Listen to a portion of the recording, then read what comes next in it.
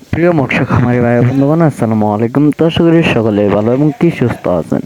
তো বরাবরের মতো আপনাদের মাঝে আবার একটি নতুন ভিডিও নিয়ে হাজির হলাম। তো আপনারা ভিডিওর স্ক্রিনে যে মাছগুলো লক্ষ্য করতে পারছেন, এগুলো হলো গিয়ে ভিয়েতনামি কই মাছের পোনা। তো আপনারা যারা এই ভিয়েতনামি কই মাছের পোনাগুলো চাষ করতে চান এবং কি চাষের প্রতি আগ্রহী আছেন, তারা আমাদের ভিডিওর স্ক্রিনে দেওয়া নাম্বারে আমাদেরকে ফোন করে অর্ডার করতে পারেন। আমরা সারা বাংলাদেশে এই মাছগুলো হোম ডেলিভারির মাধ্যমে অক্সিজেন প্যাকেট করে পৌঁছিয়ে দিয়ে থাকি।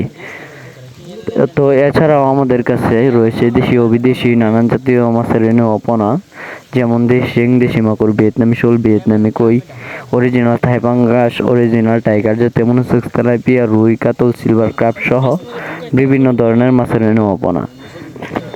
তো আপনারা এই মাছগুলো যারা পুকুরেতে চাষ করতে চান, পুকুর প্রস্তুতি জানেন না, তো আপনারা সাধারণত যেভাবে পুকুর প্রস্তুত করবেন, পুকুরের চারপাশে ময়লা আবর্জনা পরিষ্কার করে এবং কি পুকুরের সাইডে যদি কোনো গাছপালা থেকে থাকে, তাহলে গাছ যদি কাটা সম্ভব না হয় তাহলে গাছগুলো ছাটিয়ে নিতে হবে। তো তারপর যে কাজটা করতে হবে, পুকুরে যদি কাদামাটি বেশি হয়ে থাকে তাহলে ওর ফলে কিছু কাদামাটি কমিয়ে নিতে হবে। তারপর চুন এবং কি সার প্রয়োগ করে আপনারা এই মাছগুলো পুকুরেতে চাষ করতে পারবেন।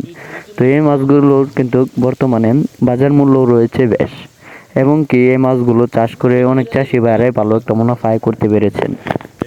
তো এছাড়াও আপনারা জানেন এই ভিয়েতনামি কই মাছের পোনাগুলো এক একটা 1 থেকে 1.5 কেজি গড়ে ওঠে, এবং কি এই মাছগুলো সবাই চাষ করতে পারে। এবং কি এই মাছগুলো আপনারা চাষ করার ক্ষেত্রে দেখা গেল পুকুরের চারপাশে বন্যাকালীন সময়ে জাল বেড়া দিতে হবে, না হলে এই মাছগুলো এক পুকুর থেকে আরেক পুকুরে চলে যায় বন্যাকালে।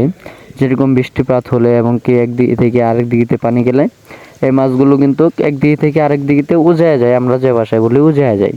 তো আপনারা এই মাছগুলো চাষ করার সময় অবশ্যই ভালো করে দেখে শুনে চাষ করবেন।